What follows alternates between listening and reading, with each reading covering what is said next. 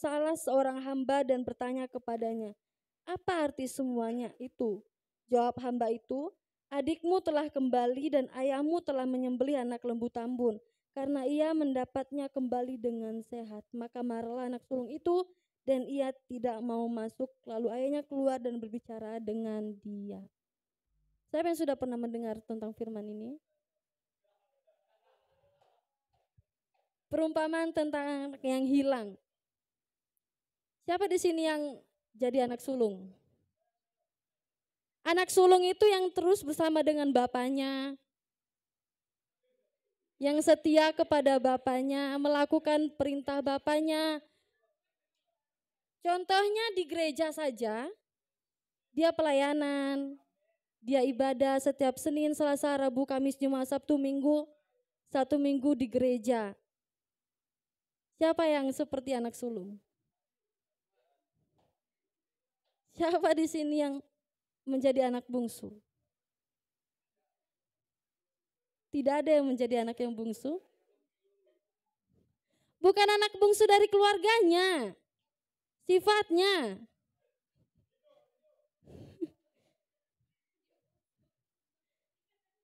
Anak bungsu itu yang durhaka sama bapaknya.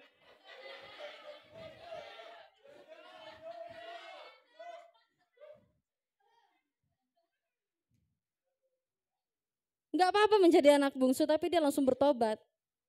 Berbeda dengan anak yang sulung, bersama dengan bapaknya, tapi hatinya penuh dengan kepahitan.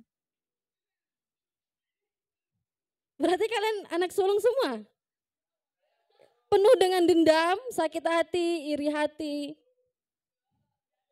Bertobatlah sebab kerajaan Allah sudah dekat. Amin. Amin. Firman Tuhan ini menceritakan tentang perumpamaan anak yang hilang. Dia punya bapak, tapi dia langsung minta harta warisan.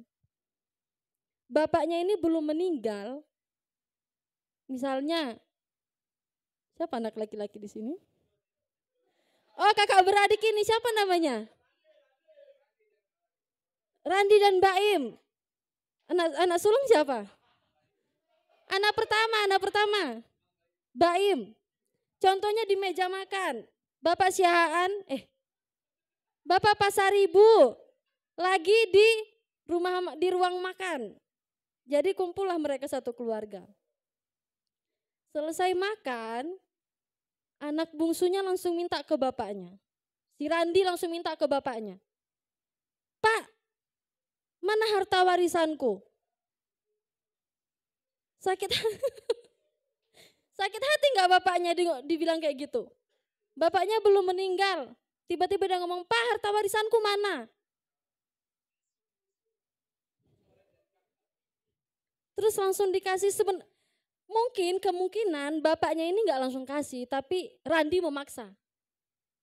Nggak mungkin langsung dikasih. Oh ini langsung dibagi tak. Sebenarnya bapaknya belum mau bagi, tapi karena Randi sudah minta, akhirnya ke Baim juga dikasih. Jadi dibagilah harta warisan mereka.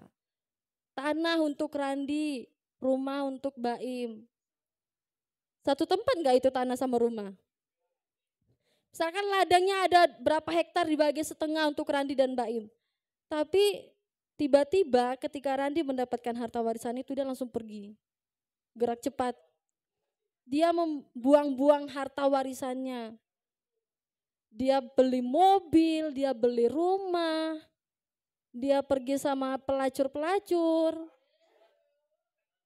Cerita, oke gak usah Randi sama Baim. Di dalam anak bungsu dan sulung ini, anak bungsu ini pergi kepada pelacur-pelacur. Dia menghamburkan uangnya.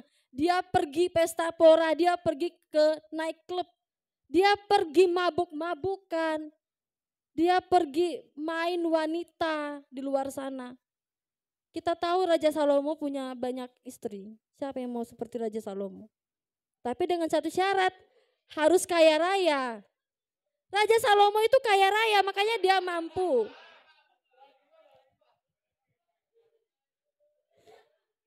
Nah, di dalam ayat ini menceritakan anak bungsu memaksa orang tuanya untuk meminta harta warisan. Dia pergi pesta pora. Tapi orang tuanya tahu, oh anak ini nggak akan mampu nih pergi sendiri. Pasti uangnya akan cepat habis. Kemungkinan orang tuanya mencari keluar kota. Kan random kan, mungkin Randi pergi ke Semarang, pergi ke Surabaya. Saking banyaknya duitnya, pergi dia ke Bali, 1 hari langsung nginap lagi di Kalimantan, pergi lagi ke Medan. Mungkin orang tuanya cari kemana-mana tapi nggak ketemu. Baru ke Papua, pergi lagi ke Ambon, ke Sulawesi. Terus saking capeknya bapaknya, pergilah dia ke rumah menunggu. Setiap hari dia menunggu kedatangan anaknya. Sampai akhirnya habislah uang anak bungsu ini. Sampai sisa hidupnya pun di kandang babi. Benar nggak diceritain ini? Dia itu kerja kepada orang yang punya babi. Dia pekerja di sana. Dia bilang, upahan bapakku di sana makannya daging ayam, daging babi. Tapi aku cuma makan ampas babi. Orang tuaku,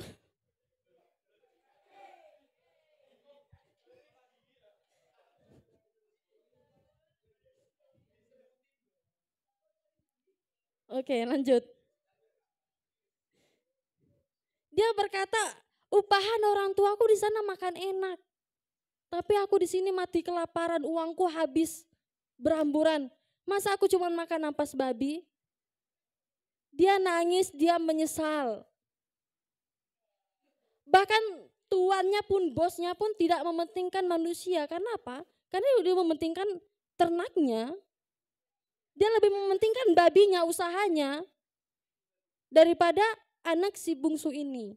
Sampai akhirnya dia berkata di sini, aku akan bangkit dan pergi kepada bapakku dan berkata kepadanya, Bapa, aku telah berdosa terhadap sorga dan terhadap Bapa. Aku tidak layak lagi disebutkan anak Bapa.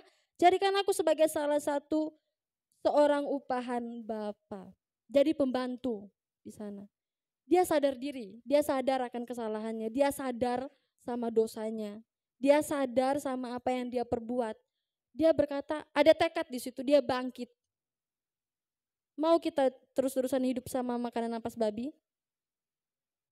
Pasti kan kita ada tekad kan, aku harus pulang. Bapakku kan kaya raya, bapakku tuh hartanya 7 turunan tidak habis-habis. Aku mau pulang, paling enggak aku jadi pembantu di sana makannya enak, enggak makan ampas babi.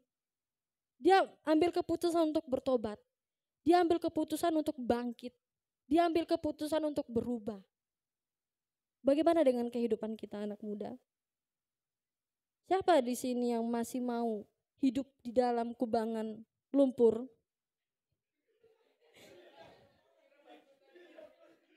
Kan belum, makanya dengar.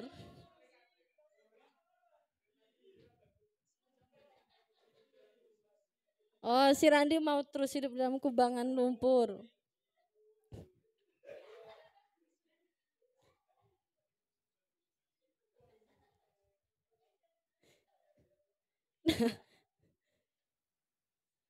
Saya bertanya tadi, siapa di sini yang mau terus hidup di dalam kubangan lumpur? Yang bau, ada kotoran-kotoran, gak disukai orang, dibenci, dihakimi. Mungkin kalau kita jadi anak bungsu ini kita malu untuk datang, tapi dia punya tekad untuk bangkit. Dia akuin kesalahannya. Bapakku udah berdosa, ampuni aku. Keterbukaan awal dari pemulihan. Jadi terbuka sama Tuhan, apa yang kau perbuat. Satu kali saya mau cerita juga, saya pernah kabur dari rumah, tanya sama Kak Jessica. Waktu itu saya alasannya jogging, tapi karena ada sesuatu hal akhirnya kami pergi balap liar sama teman, terus motor kami ditilang sama polisi. Kami takut, kami malu pulang karena bapak saya yang melihat bapak saya di depan kemarin mukanya sangat seram, dia juga tegas, takut. Saya takut buat pulang. Orang tua teman saya sama, main pukul orang tua temannya. Sampai akhirnya kami ambil keputusan, itu saya yang ambil keputusan. Udahlah Laura, kita pulang aja, kita nggak usah pulang. Akhirnya kami tidur di emperan. Orang tua saya nggak tinggal diam, dia cari saya. Dari maghrib sampai jam 1 malam mereka cari saya. Saya di situ ketakutan, HP saya matikan supaya nggak bisa ditelepon. Saya nangis, di emperan itu saya nangis, teman saya sudah tidur sampai ngorok, si Laura itu. Saya bilang, apa aku pulang sendiri? Tapi ada rasa takut, khawatir, malu, apa yang akan terjadi nanti di rumah, saya akan diterima atau saya akan dipukul atau mungkin baju saya udah dilempar, pergi dari rumah diusir. Tapi mereka mencari saya sampai akhirnya jam 3 subuh baru kami ditemukan di teras rumah orang. Apa yang terjadi? Bapak saya enggak marah. Orang tua saya enggak marah. Memang ada mungkin marah sedikit, tapi ada penerimaan, ada yang namanya keterimaan. Saya diterima di rumah itu. Saya enggak diusir, saya enggak ditolak. Begitu juga dengan Bapak kita yang di sorga. Bapak yang di dunia aja baik sama kita, apalagi Bapak yang di sorga. Sebesar apapun kesalahanmu, sebesar apapun dosamu, mungkin engkau terikat dalam pergaulanmu, dalam narkoba mungkin, free sex, percabulan, kekerasan, atau apapun itu, Tuhan gak pernah mengingat masalahmu. Seperti yang dibilang Pak Pontas hari Minggu waktu itu, dia melupakan dosamu ketika engkau benar-benar mengalami pertobatan. Ketika engkau benar-benar mau lepas dari dosa itu. Jadi apapun masa lalumu, Tuhan tidak pernah ingat-ingat lagi. Karena apa? Karena engkau berharga. Selain kau dikasihi, selain kau berharga, engkau diharapkan sama Tuhan. Tuhan itu gak mungkin cuma ninggalin sorga, pergi ke dunia, langsung balik lagi dengan sia-sia. Dia datang ke dunia untuk mencari kita, untuk menebus kita. Supaya apa? Supaya kita menjadi lebih dari pemenang, seperti lagu pujian tadi. Kita lebih dari pemenang. Imani lagu itu, kita adalah manusia lebih dari pemenang. Mahkotanya Tuhan itu batu-batu yang kosong, itu akan diisikan dengan kita. Akan ada saya dan teman-teman di mahkota Tuhan Yesus. Tuhan Yesus datang ke dunia bukan cuman hanya untuk membuang-buang waktu, tapi untuk menyelamatkan kita. Jadi teman-teman, kalau teman-teman mau hidup di dalam Tuhan, lepaskan keterikatan itu. Mungkin kau masih mencuri, engkau masih suka berbohong, engkau masih suka memberontak sama orang tua. Berubah, lembutkan hatimu. Saya juga orangnya keras hati saya. Saya cerita waktu itu saya ditolak sama gereja. Kurang sakit hati apa, saya sudah latihan mati-matian, tapi saya enggak diterima pelayanan saya. Kita mengingat Petrus, Tuhan berkata apa? What do you love me? Apakah engkau mengasihi aku?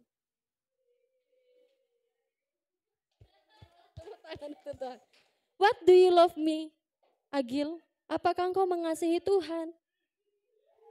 What do you love me, Abel? Kalau Tuhan Yesus tanya, what do you love me, Ola? What do you love me, Pila? Bingung mau jawab apa. Tuhan Yesus berkata itu kan sama si Petrus. 3 kali Tuhan Yesus bertanya sama Petrus, apakah engkau mengasihi aku? Siapa namanya? Rido. Apakah engkau mengasihi aku, Carlos?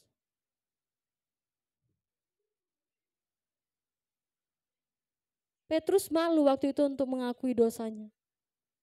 Tapi Tuhan tahu isi hatinya. Jadi ketika engkau sudah ditebus oleh Tuhan, ketika engkau sudah diampuni dosamu, ketika engkau sudah benar-benar mengalami pertobatan, jangan lagi melakukan hal-hal yang sampah. Ketika engkau merasa engkau berharga, engkau tidak akan melakukan hal-hal yang sampah. Ketika pikiranmu sampah, tindakanmu juga akan menjadi tindakan yang sampah. Sampah itu apa? Tidak berguna, akan diinjak-injak. Garam kalau tidak asin akan diinjak-injak. Alkitab mengatakan. Jadi ketika engkau tidak berguna lagi di dunia ini, untuk apa engkau hidup? Tuhan menciptakan kita di dunia untuk menjadi berkat. Jangan menjadi anak sulung. Dia bersama dengan bapaknya. Dia melayani setiap hari. Dia ambil bagian asyir, musik, singer, WL, bawa firman. Dia juga yang multimedia, dia juga yang kameramen. Tapi hatinya enggak di Bapa. Tapi hatinya cuman ke hal-hal religius. Orang-orang yang religius ketika dia mendengar, anak sulung ini berpikir religius. Ketika dia mendengar pesta, saking rohaninya, dia berkata ini pesta apa? Dia tidak menerima hal-hal duniawi. Munafik. Tapi hatinya enggak ada di situ.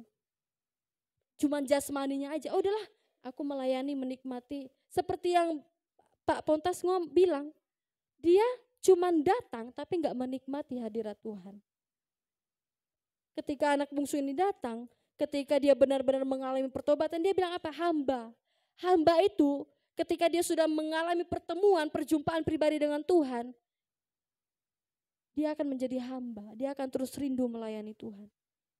Hamba akan diselamatkan daripada manusia biasa. Dia berkata apa? Hamba. Ketika kita sudah benar-benar mengalami perjumpaan pribadi dengan Tuhan, kita akan menjadi hambanya Tuhan. Rendahkan hati, merendahkan diri kita di hadapan Tuhan. Gak lagi menjadi orang yang sombong, gak lagi menjadi orang yang angkuh. Ketika engkau melayani, benar-benar rasakan hadirat Tuhan, bukan cuma sekedar melayani. Bukan cuma karena engkau orang Kristen, engkau ke gereja. Sebenarnya tidak ada agama di dunia ini. Tuhan Yesus saja gak ada agamanya. Sebenarnya kita gak ada agama. Kita percaya oleh karena iman. Kita hidup oleh karena anugerah Tuhan. Jadi ketika kita benar-benar mengalami pertobatan, ketika kita benar-benar mengakui dosa kita, dikatakan apa Bapaknya? Mandikan dia. Ambil cincin, ambil sepatu, ambil jubah yang terbaik, kasih lembu yang gemuk, yang bagus. Kita buat pesta. Jadi kalau kita benar-benar mau datang kepada Tuhan dengan penuh kerinduan, Tuhan akan memberikan kita suatu hadiah. Kita akan dipestakan, kita akan dirayakan, kita akan dipulihkan sama Tuhan. Pulang sama Tuhan.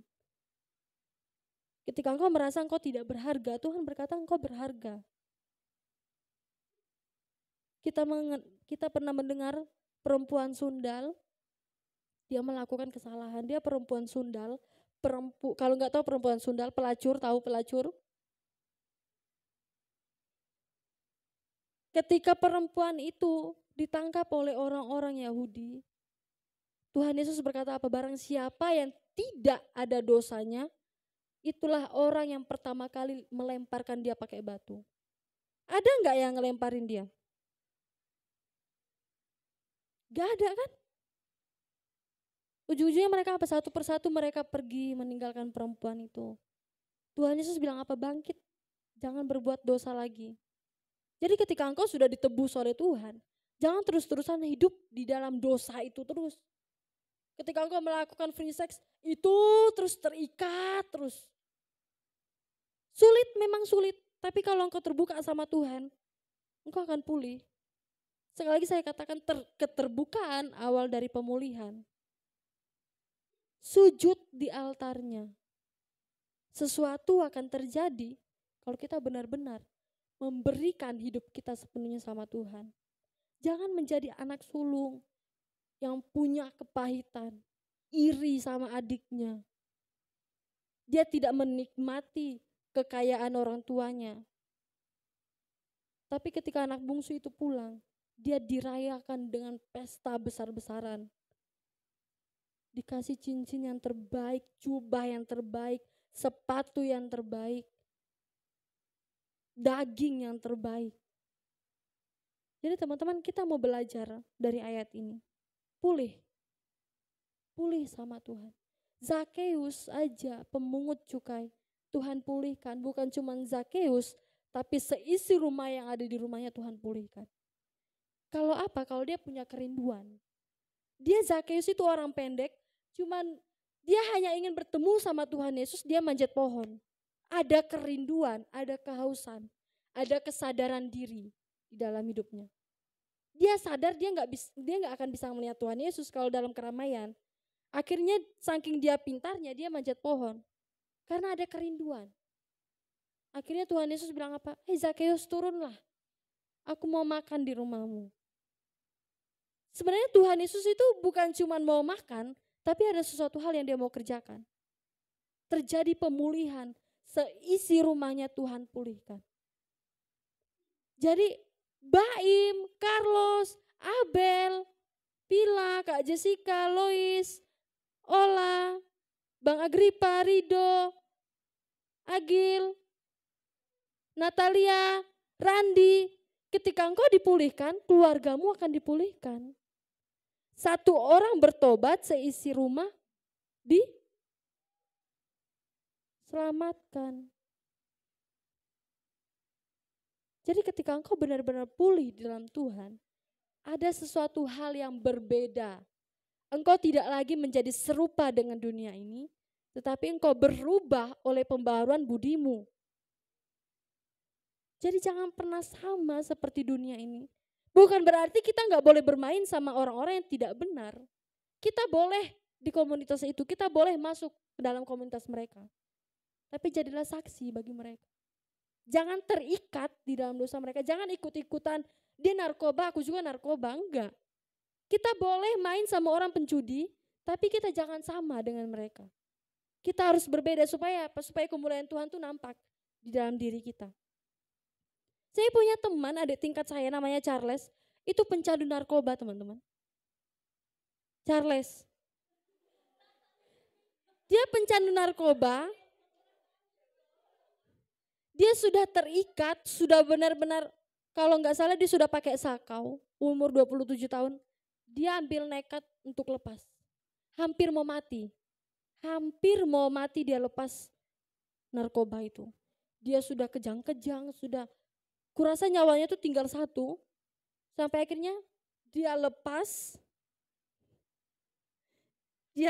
dari narkoba itu, dia ambil pilihan, dia ambil keputusan untuk sekolah teologi. Dia bukan cuma pencandu narkoba, dia juga free sex. Dia merusak perempuan-perempuan, dia membeli perempuan, dia membayar perempuan. Anak orang kaya, orang tuanya orang tua yang baik-baik aja. Jadi jangan pernah berpikir, oh aku broken home, aku harus wajarlah aku anak broken home hidup seperti ini. Adik tingkat saya ini keluarga cemara, keluarga yang baik-baik aja. Tapi dia terikat dalam seks bebas, dia terikat dalam narkoba. Jadi jangan sama seperti dunia ini. Karaktermu diubahkan, pikiranmu diubahkan. Kalau engkau berpikir hal-hal yang sampah, maka engkau akan bertindak seperti orang-orang yang tidak berkarakter. Kamu akan melakukan hal-hal sampah juga. Tapi ketika engkau berpikir, oh aku berharga di mata Tuhan, maka engkau akan melakukan hal-hal yang berharga juga di mata Tuhan. Jangan jadi orang murahan. Bukan perempuan murahan aja, laki-laki murahan juga ada. Benar gak? Ada laki-laki murahan kan? Oh gak ada laki-laki mahal semua. Jangan menjadi orang murahan. Karena kau sudah dibayar dengan darahnya Tuhan Yesus. Yang tidak terhitung berapa harganya. Jadi ketika engkau udah besar, jangan mau bekerja sebagai perempuan yang tidak benar, laki-laki yang tidak benar. Kalaupun engkau orang kaya, pergunakanlah uang itu lebih baik untuk sosial. Bantu-bantu orang yang tidak mampu. Jangan menjadi orang kaya yang sok-sokan. Seperti anak bungsu ini ketika dia mendapat warisan langsung pesta pora. Akhirnya dia bokeh, enggak ada lagi uangnya. Malu enggak habis uangnya balik lagi ke rumah bapaknya? Di mana harga diri kalian laki-laki? Udah maksa minta sama bapaknya uang warisan, harta warisan, sudah habis pulang lagi. Gimana harga diri kalian?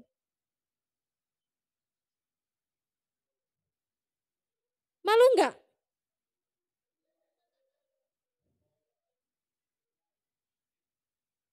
Udah gak ada lagi harga diri. Iya, yang perempuan juga belum selesai. Aku tanya dulu, gimana harga diri kalian? Anak bungsu, anak bungsu. Randi, gimana? Malu kan? Perempuan.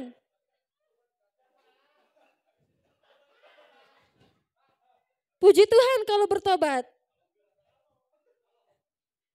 Perempuan. Malu enggak? Ola. Kak Jessica. Lois. Pila. Malu. Punya malu juga. Malu. Seperti Petrus, dia malu, dia nggak ngomong apa-apa sama Tuhan Yesus waktu itu. Dia cuma diam. Diam membisu, tidak berkata-kata. Jadilah seperti anak bungsu ketika dia melakukan kesalahan, dia cepat-cepat berbalik dari jalan-jalan dia yang jahat kembali kepada kasih Tuhan yang mula. Daud, seorang raja juga pernah berzina. Dia juga melakukan pembunuhan secara berencana. Seorang raja pun melakukan kesalahan. Di kitab perjanjian lama, perjanjian baru. Salomo punya istri 1000. Agil mau punya istri 1000? Bang Agripa mau? Bang Agripa mau? Haleluya.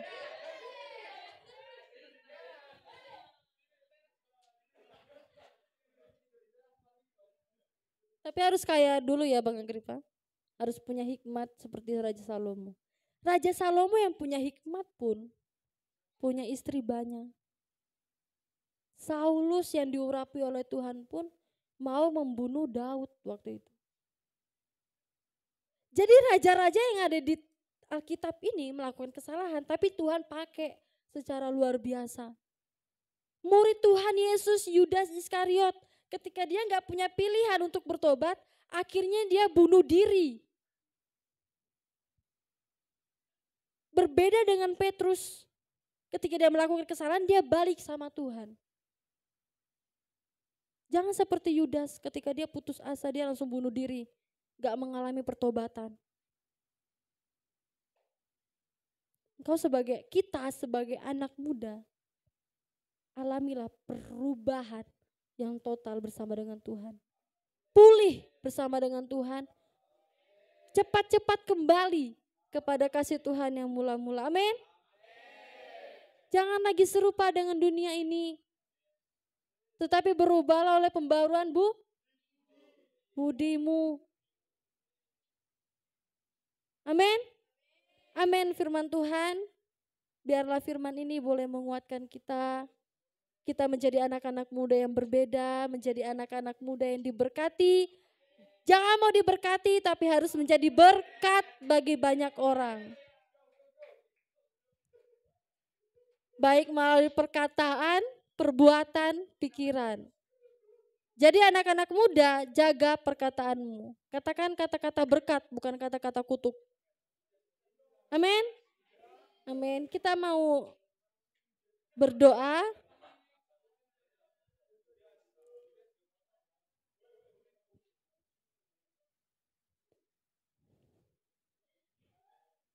Mari kita berdoa.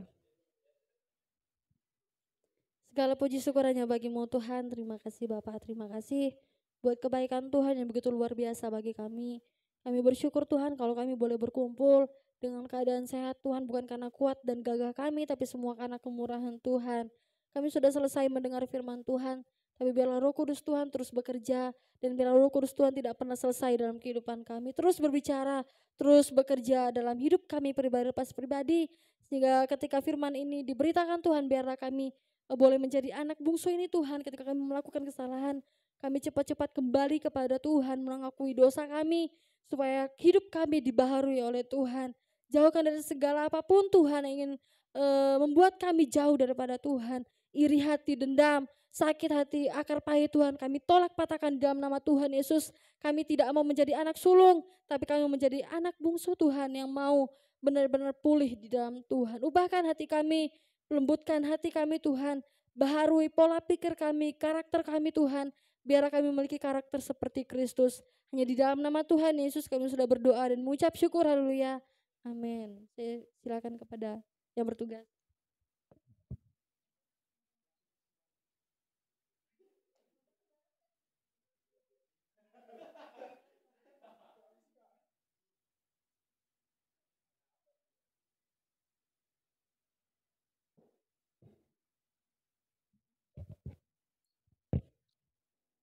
Saya undang pemain musik untuk maju ke depan.